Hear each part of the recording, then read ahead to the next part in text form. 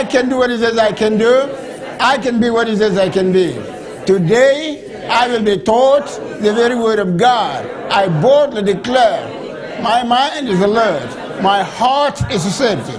I will never be the same. I'm about to receive the incorruptible, indestructible, ever-living seed of the word of God. Therefore, I will never, never, never be the same. In Jesus' name. Believe it, shout hallelujah. Say glory. Say Jesus. Lord is all yours. I prayed, I prepared, but that those don't amount to anything without your backing up your word.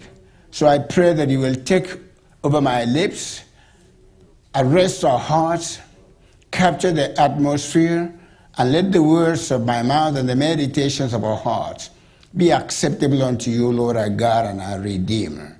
Lord, we do pray and ask for these things in Jesus' name. And those who love the Lord say, Amen. You may be seated in the presence of the Lord. God is so awesome. Do receive it, you be blessed. Receive it, you be blessed. Receive it, you be blessed. Do receive it, be blessed. Amen, amen. Receive it, you be blessed. Sister Penny called for healing prayers, and she just shared the testimony that God has already healed in Jesus' name. Do receive it. How many of you are glad to be here in the house of the Lord? Amen, amen, amen, amen. God is good. Hallelujah. Do receive it, you be blessed. Receive it, you be blessed. Amen. Someone say, I hear the sound. I hear the sound. Amen. What sound you do hear is going to make a difference in your life. You can hear the sound of your bills, the sound of your pains on the body. You can hear the sound of your debts. You can hear the sound of your faith. You can hear the sound of the things that happened to you in the past. But you can also hear the sound of faith. The sound that says that God is already in absolute control of these situations. So which sound do you hear? 1 Kings 18, verse 41 says, Then Elijah said to Ahab, Go up, eat and drink, for there is a sound of abundance of rain. I can hear the sound of abundance of rain in every situation in your life. Rain represents refreshment. Rain represents revival. Rain represents prosperity. Rain represents God turning dryness into refreshing. So when you talk about the rain, we all need the rain in some area of our lives or another, don't we? But have you prepared for the rain?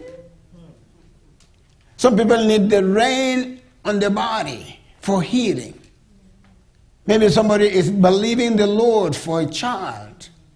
Maybe somebody is believing the Lord for some huge sum of money to come into their lives. But you don't just want to pray for the rain. You want to prepare for the rain. Tell somebody to prepare for the rain. In the same chapter, 1 Kings chapter 18, verse 44, Elijah says to the king of Israel, Ahab, Go up, say to Ahab, prepare your chariot. Somebody say, prepare your chariot. Prepare your chariot and go down before the rain stops you. What is he saying? Even the blessing that God wants to give to you can become a problem if you do not prepare. May I say that again? Some people want to be married. But what they need to do is to prepare their attitude.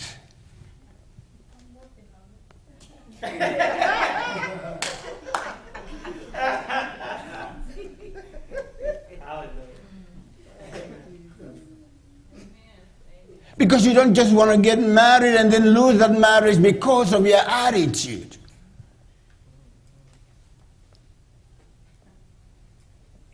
Some people want to get married, but they are still selfish. They think that marriage is 50-50. Marriage is not 50-50. Marriage is 100 and more.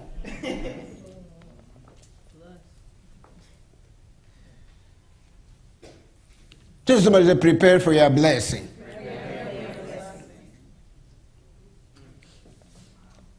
Many people want promotion at work. But right where they are, they can't even handle the load.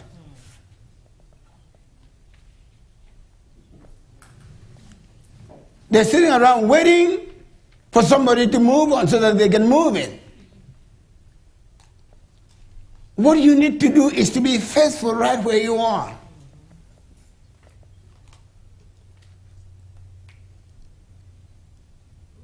If you were a boss, would you hire you with your kind of attitude?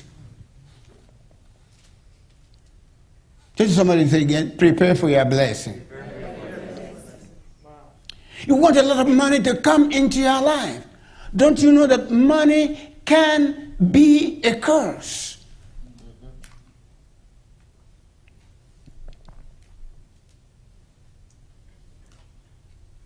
God giving you money is no problem.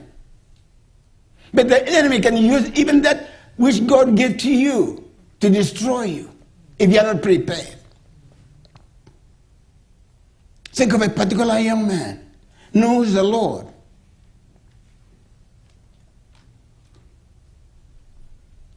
The enemy has set him up to be killed. Very serious car accident. That in the natural, he should not have lived. But God gave him back the life.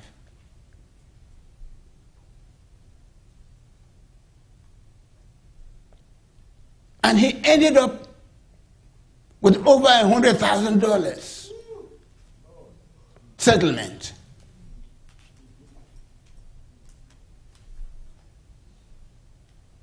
Those around him who loved the Lord said to him, the first thing that you need to do, I'm talking about over 100,000. The first thing that you need to do is to tithe this.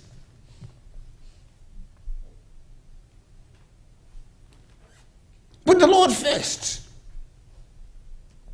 I wish I can tell you that he did it. No? Because there were some people on the side that say, no. All that church wants is to take your money.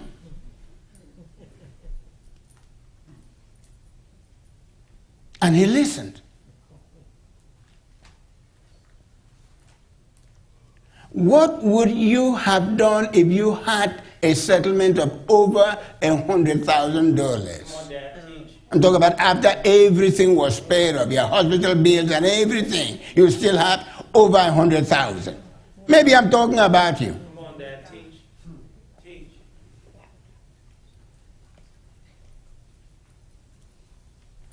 But I wish I could tell you that today there is 1 penny of that money. And it was just maybe about 4 or 5 years ago. Not 1 penny.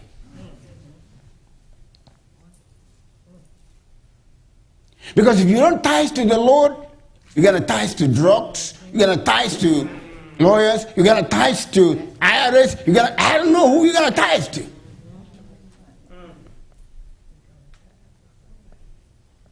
They begged this young man, get in church, settle down, Serve the Lord with your life, with your money. All that church wants is money.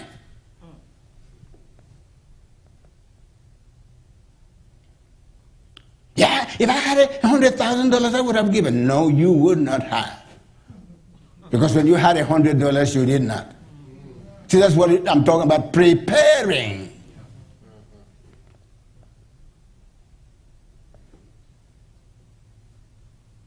This is somebody that prepare. Because God blessing you is not a problem. As a matter of fact, God is really helping you by not releasing what you are praying for now. Because it can kill you. The enemy can use it to kill you.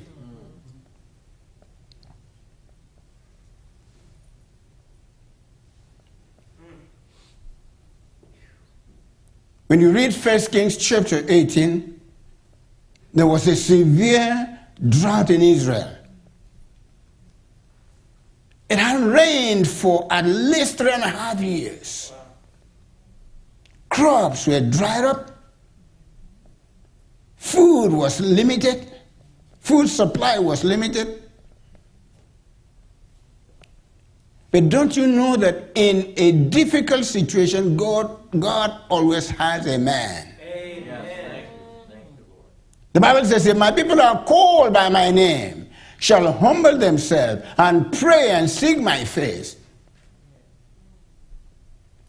I will heal the land. I want to be the person that God is going to use to heal this land by my prayers. There was a prophet Elijah. He had warned the king, but the king would not listen.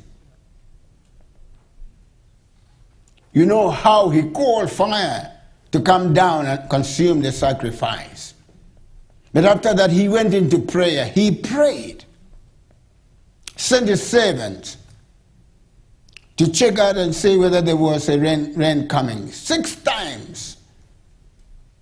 The servant saw nothing, but the 7th time, the servants came back and said,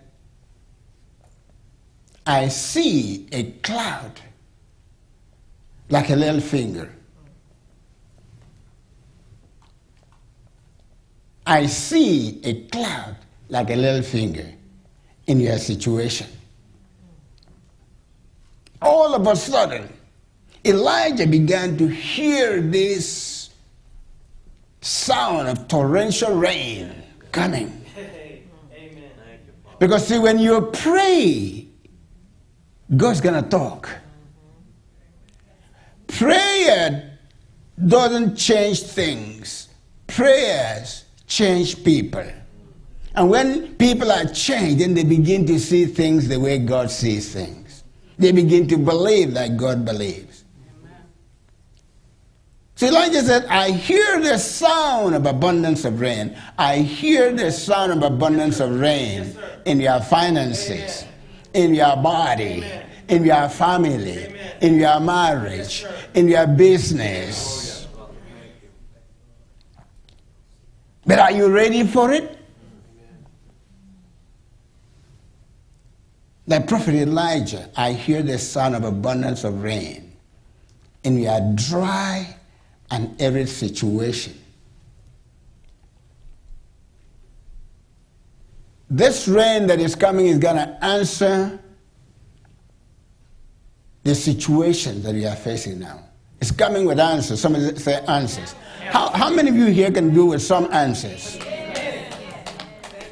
I can hear the sound of abundance of rain, bringing in answers, refreshment, renewal, restoration into your situation. Wow. I can hear the sound of abundance of rain, bring an anointing of ease. What do you mean? The things that you used to struggle to do will be so easy.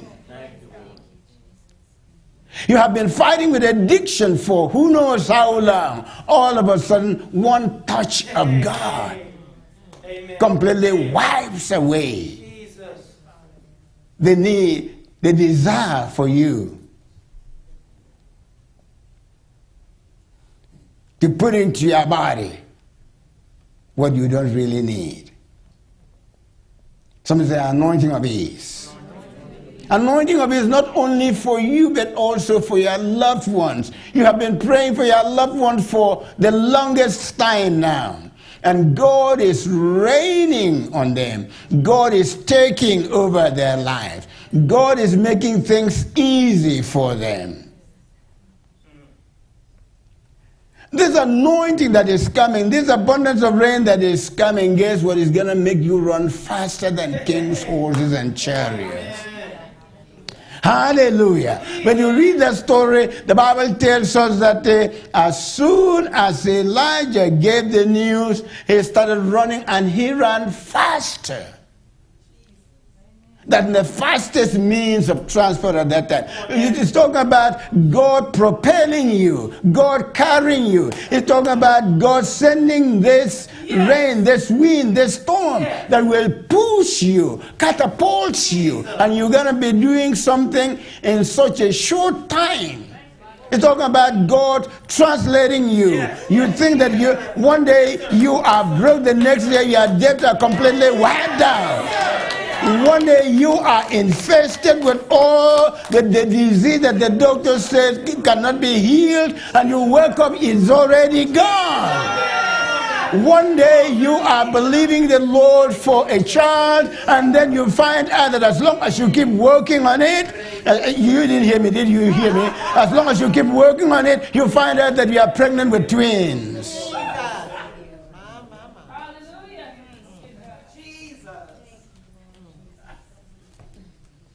Things are going to change so fast that you will be amazed.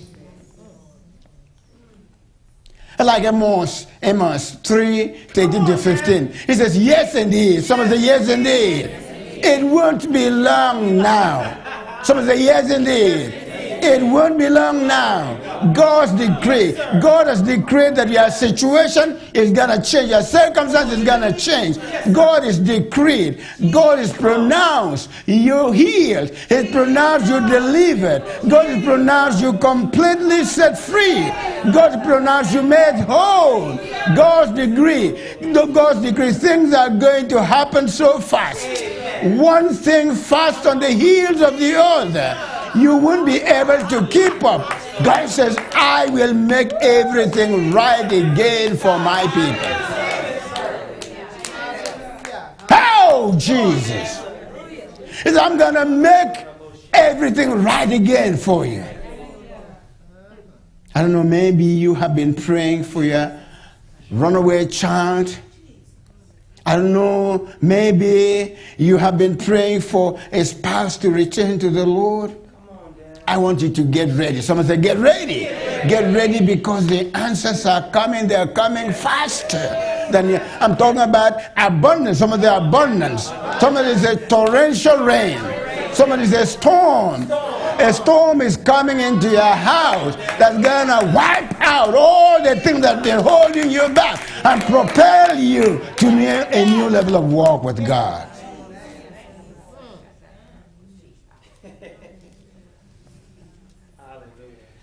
But like I said, you don't want the rain to catch you unprepared. Instead of griping and complaining about what is not happening, maybe you need to begin to thank the Lord. Maybe you need to begin to ask God to give you wisdom, prepare you, so that when it comes, you can keep it. Because if you do not have the wisdom, think about this. Think about this man who, because of the attitude, the wife is left. And he's praying, Lord, bring her back, bring her back, bring her back. But you still have the same ugly attitude. If God was to bring her back, you would be separated again. Maybe you need to pray, Lord, give me wisdom to know how to treat my wife when she comes back. Give me wisdom to know how to treat my child. I drove him away. I drove her away. Oh, it's all her fault. It's all his fault. See, it's so easy to point fingers on the victim than to point a finger on yourself. Maybe you need to pray for wisdom. Lord, I had it and lost it. But this time, give me wisdom to know what to do when you bless me back. Because your blessing can become a curse if you're not ready for it. See, you thought that it would take so many years to accomplish your dream.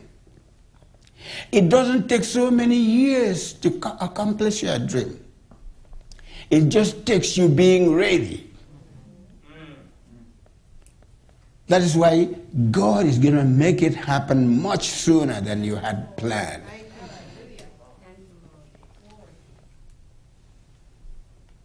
See, that's what happens to the late evangelist Billy Graham.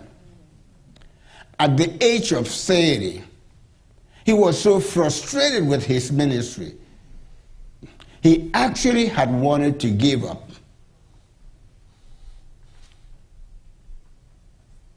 Before he went into the ministry, he was a salesperson. And he was very good in what he was doing. And then he went into the ministry. And he found out that he could not be such a good salesperson. When you read the story, Billy Graham decided to quit ministry. And then a thought came to him. Go to California and wait on the Lord and listen to the Lord. How many of you know that Billy Graham was not ready for the ministry that he was praying for? He wasn't. So before he quit, he went to California and waited and examined his heart. And the Lord brought him to the place that he found out, I wasn't ready. But after that time of prayer and consecration, God said to Billy Graham, I'm going to give you another chance. It just happened to be that some Christians put together some meeting in Los Angeles. The meeting was to last for 2 weeks.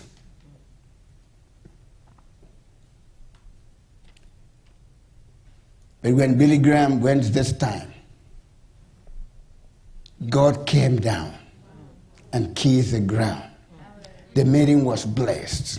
Hollywood stars were getting saved left and right.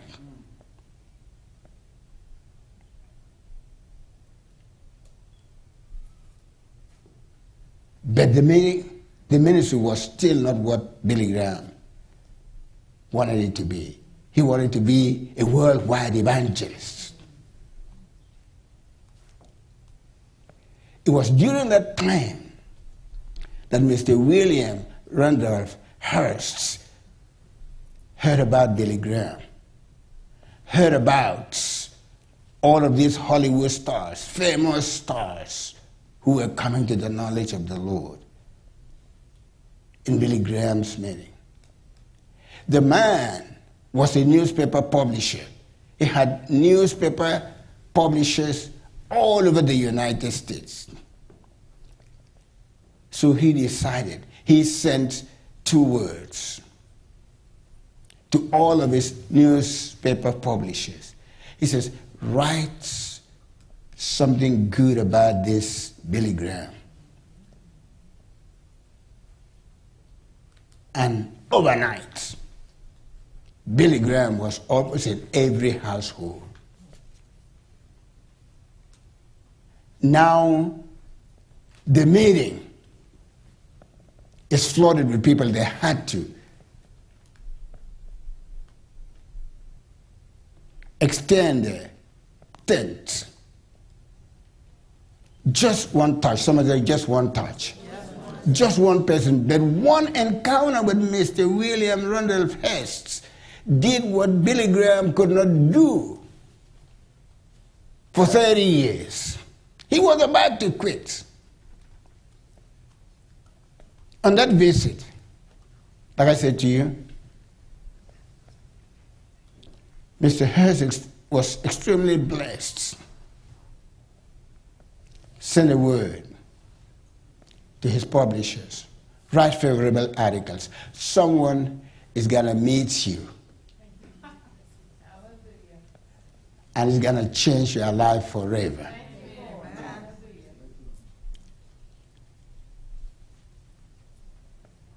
Just like Mr. Hurst heard about Billy Graham. When you read the story, you'll find out that Mr. Hurst turned out to be one of the big supporters of Billy Graham. But until Billy Graham died, they never met. You don't have to meet a person for God to use to bless you. If I can just meet this person, if I can just meet this person, if I can just talk to him. See, that's you.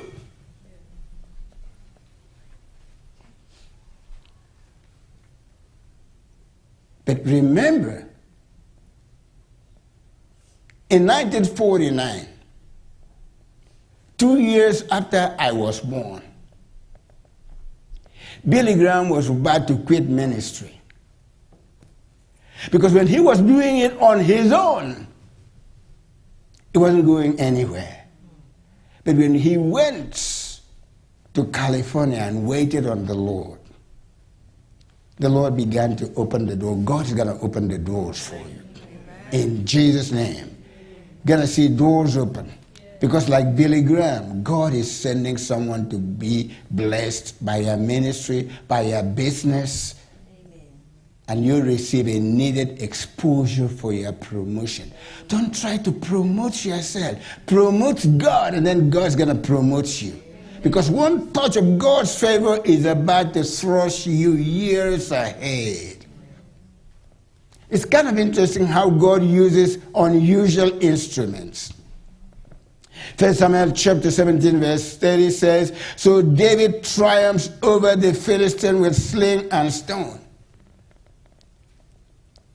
You have to remember that David is going after the strongest Philistine giant. But the Bible says that he triumphs over the Philistine with the sling and stone without a sword. Somebody said without a sword in his hand. He struck down the Philistine and killed him. You would have thought that, if there was this giant, this biggest challenge to the children of Israel, that somebody well equipped with natural war equipment would bring him down. And it would take a lot of training, a lot of strategy. But we found out that David had spent some time in the back of the woods preparing. My question again to you, are you prepared? Because it's not what you do have, it's what God's going to give you to use. When you are there in the back of the woods, guess what? He was isolated from people. He was alone. I can imagine David thinking, well, what am I doing here? My brothers are partying. They are in the army. They're being trained.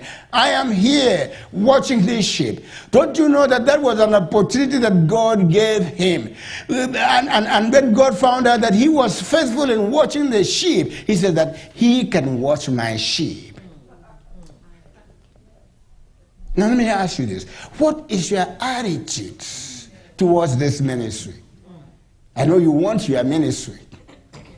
I can promise you in the name of Jesus that ministry that you want to have is not going to prosper. If God placed you in this church, you need to pour in everything that you have into this church and stop starting a ministry.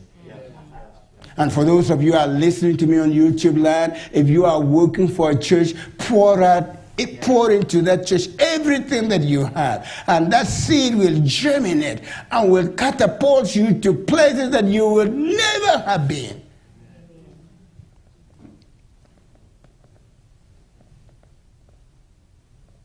Are you ready for what you are praying for?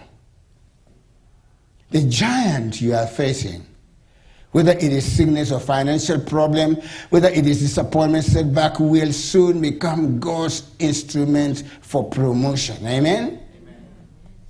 Don't you know that it was the very same sword that Goliath wanted to use to kill David? What did David use to cut off Goliath's neck? No, it was David's sword. Is that right? No, it was Goliath's sword. Whatever the enemy is trying to do to you now, God is going to use that for your promotion. The enemy designed some of these situations as tools to stop you, but they will become the means by which you are recognized. See, that's what happened in 1989. When I was in that ministry, I gave that ministry everything that I had. If I did not give that ministry what I did not give that ministry was what I did not have. But I was forced out of my position as vice principal of the school. But don't you know that through a combination of events, the Word of Faith ministry was born. My boss today would do anything to exchange his place for mine. He thought that I was going to get his job. But God is my witness. When I was there, even with my PhD, I was going to save him. Now let me ask you this. What attitude do you have towards your boss, towards your pastor? Well, I know more than he does know, or more than she does know. See, that's where you're going to be stuck where you are for the rest of your life, until your attitude changes. I gave everything. That man had a master's degree. I had a master's degree. Never one time did it ever occur to me that I should be the principal of that school. I was going to use my PhD to serve that man. But you know the story, he forced me out. Until today, the man who started that school does not know why I left. Because I did not want to make him look bad. I remember the man's wife coming to me because she could not believe that I would leave that school. She said to me, I believe that you're going to come back. Let me tell you this. Be the best that you can be where you are and let God do his work. You don't have to displace somebody to have a position. Interestingly, that man got fired from that position. And now we don't even know that he's got a job. See, we think that people are our problem. People are not your problem. Just be faithful right where you are. When you go to that job, give the best that you can. In this church, give the best that you can. But I can't give the best that I can because of Esther, because of Emaya, because... No. You did not have your mind made up. You don't know what I went through in that situation to stay. I did not leave that place. They forced me out. I used to be the after-school director. One day the man hired somebody without even telling me. I said, this is my new after-school director. He had made me his personal assistant. Without informing me, one day he brought a lady and introduced to me. He said, this is my new administrative assistant. I did not leave that place. That place left me. Wow. Be faithful right where you are. Because God is going to reward you. But if you have an attitude, I know better. I have a PhD. And watch out, because people are funny. Because many times the parents in that school will come to me and they say, you could run this school better than he. I said, no, he is the principal. Wow.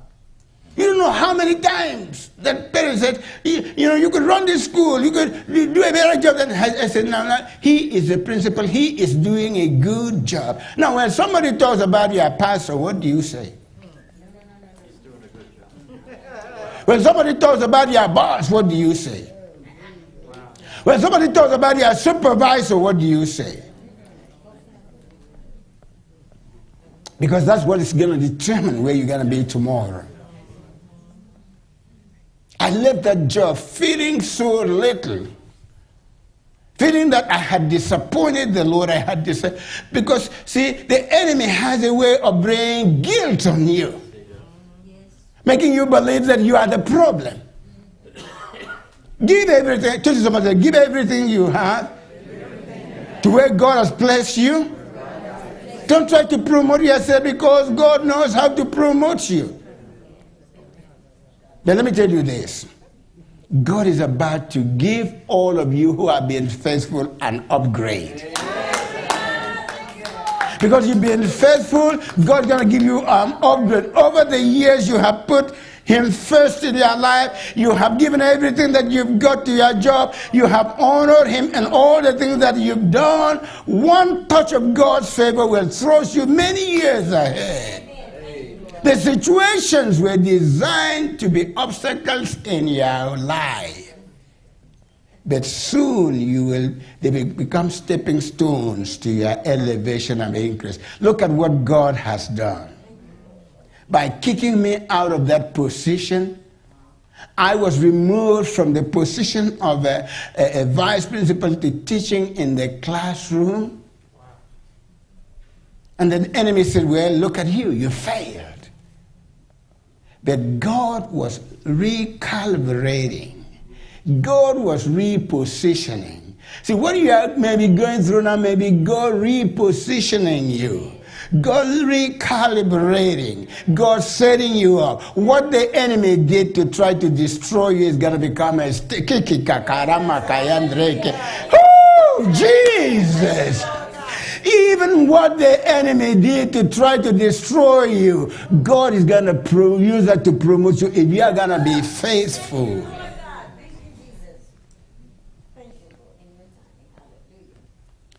When you look at your situation now, the odds are all against you. But God is soon turning your challenges into opportunities. Like David in the woods, you probably feel you've been forgotten. You feel like you've been behind. But I want you to remember that it's not over yet. It's not over until God says it's over. Tell somebody, it's not over, until God says it's over. I want to encourage you, my friend, to remain faithful. First, I cannot overemphasize this. The fact that you have to remain faithful. Now, let me tell you this. If you make up your mind to serve the Lord in this church, somebody is going to step on your toes. There's going to be somebody who's going to whisper into your ears. There are going to be things that are going to come against you. They see, that's a test. Somebody said, that's a test. That's a test to see whether you are qualified. That's a test to see whether you are qualified to be married. But your ugly attitude, I wouldn't give my daughter or my son to you to marry. You are a wreck about to happen. Oh, Jesus, help me to be nice. Would you marry you? Ugly attitude, selfish attitude, me, myself, and I.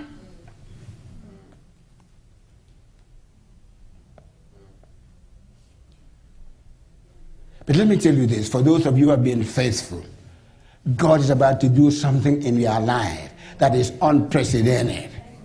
He's about to anoint and promote you. The fight against the evil forces in the woods, they are preparing you. They are preparing you for the fight for Goliath.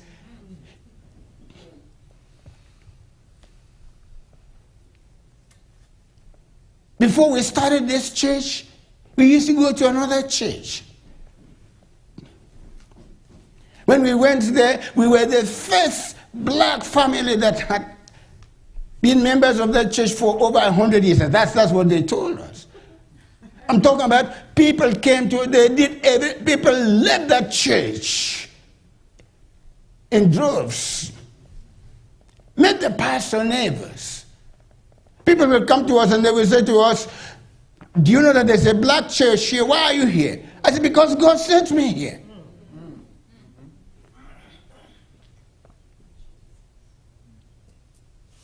Thank God that the pastor is pliable, is able to change. But those days, when I went to that church, they cut down Kenneth Copeland, Kenneth Hagin. Many people left the church.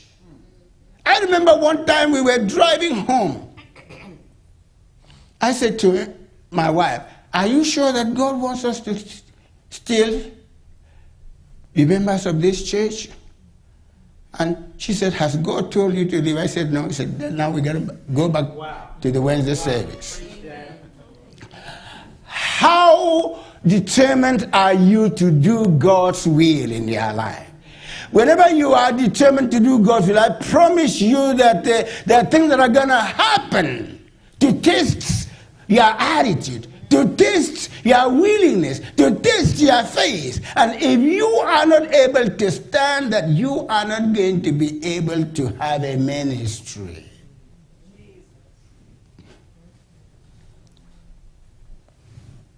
Or a business. You're talking about your boss now. I'm doing all the work. He's driving all the good cars. See, that's why you don't drive a good car. Because you don't know what your boss went through to get to where he is now.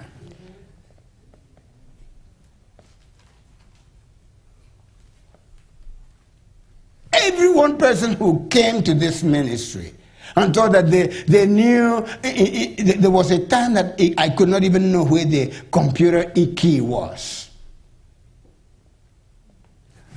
I can use the computer more than he could. I could do this, I could do this, I could. None of them has a ministry today. But I'm still picking. None of them has written a book. I've written 5. Teach that. And you pastors there, don't get caught up with someone who doesn't respect you. Just love them and pray for them.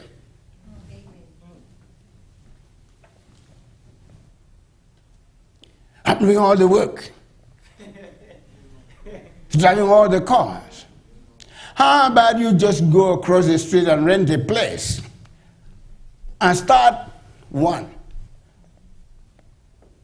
And then have to sit down, worry about where the salary is going to come for your secretary, for your workers. And then you will appreciate somebody giving you a job. If you are not a good follower, you will never be a good leader. You will never be a good leader if you can't follow. I'm so thankful to the Lord because one day, the very same pastor, when I went to him, I said to him, I feel that God is calling us to start a church. He said, you know what? I knew this 2 years ago. I did not want you to feel that I was pushing you out. Blessed me, prayed over me, and sent me out. Look at what God has done. Amen. Don't you know that that's what I want to do with every one person that comes to this church and has a vision?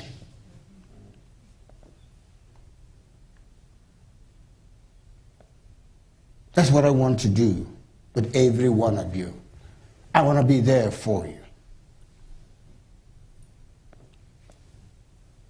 killing Goliath will suddenly promote you. But you won't be able to kill Goliath if you don't learn how to use the sling in the back of the woods. Because you're thinking, well, look at my brothers, they're in the army and so on and so forth. They have all the training. No. It takes more than that. How many of you know that it takes more than training? How many of you know that it takes more than knowing how to use a computer, knowing how to use the social media, knowing how to use this and knowing how to use that? Let me tell you this, one breath of God on your life, on your job, on your body, on anything that you do can catapult you years ahead.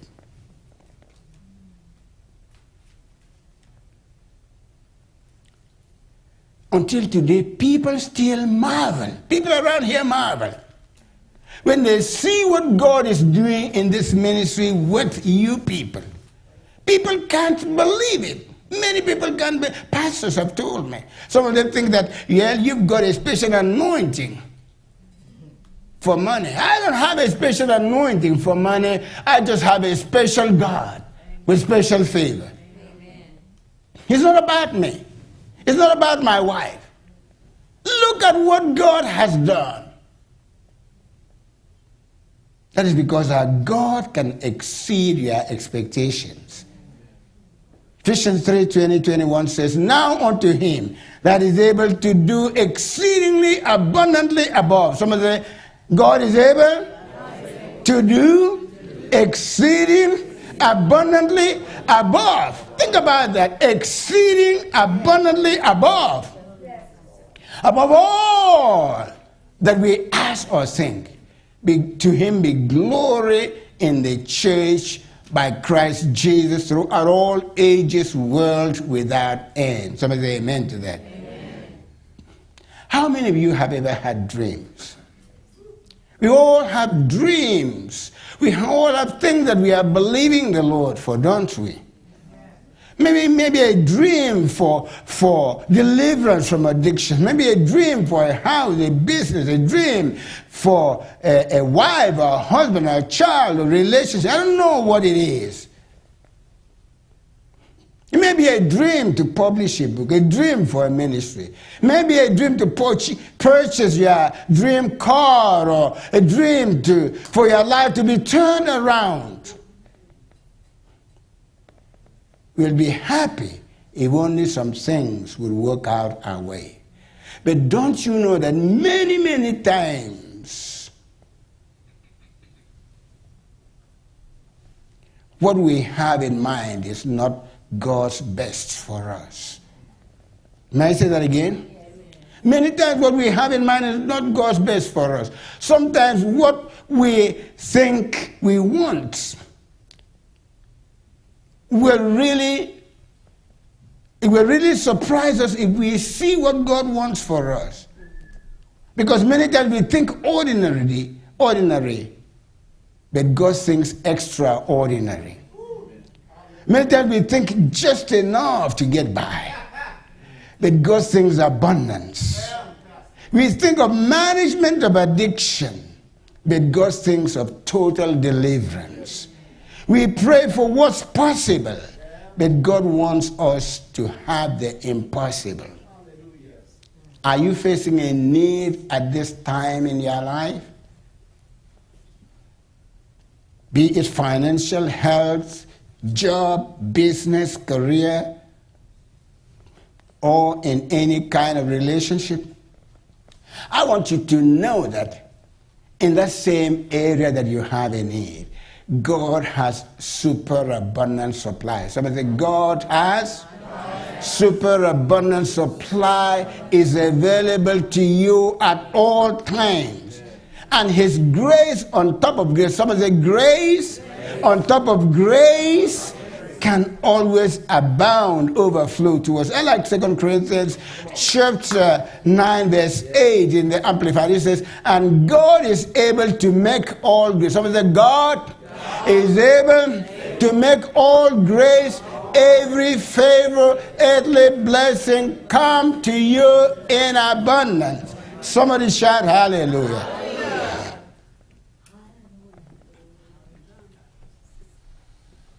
Why?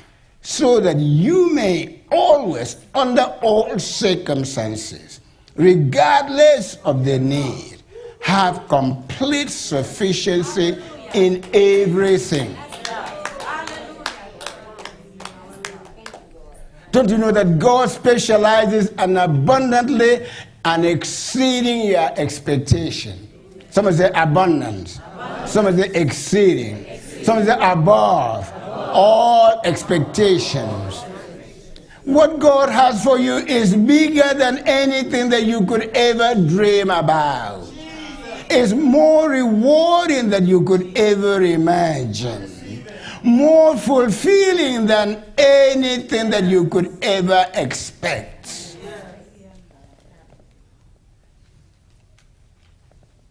Somebody say, now, unto him who is able to do exceedingly abundantly above all that we ask or think, according to the power that works in us. Let me prophesy in the name of Jesus that this year God will exceed your expectations in every area of your life. He will not just grant you your prayer requests. Guess what? God is going to exceed your requests and dreams and expectations. You're going to see doors opening for you that could never have opened. You are going to see yourself being thrust further than you could ever imagine. If you will receive this word, if you will take up with it, if you will just trust in the Lord with all of your heart and not lean on your own understanding, in all of your ways acknowledge him, I prophesy in the name of Jesus Christ of Nazareth that God will take you to places that you never thought you could ever be. He will amaze you and everyone around you. I can see, I can hear, I can see a cloud like a little finger. But I can hear an abundance of rain coming into your situation. Was anybody blessed this morning? Shout hallelujah. Say glory. Say Jesus.